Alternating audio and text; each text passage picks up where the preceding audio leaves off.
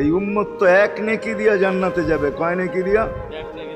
একটা নেকি দিয়া জান্নাতে যাবে এই উম্মত। অন্য উম্মতের কথা জানি না আমি, এই উম্মত এক নেকি দিয়া জান্নাতে যাবে। নবীর একটা আদর্শের কারণে জান্নাতে যাবে। সিরত মানি আদর্শ। আর এটা আমরা কদমে কদমে মুহতাজ।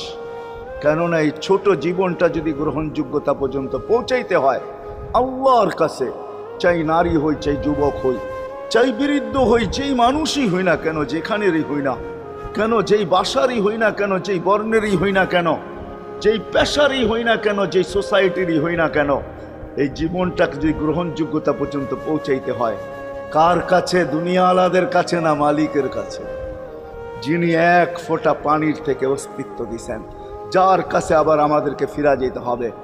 পালানের কোনো সুযোগ নাই। এই জন্যই কোরআন আমাদেরকে বোঝায় আইনাল মাফার। আল্লাহ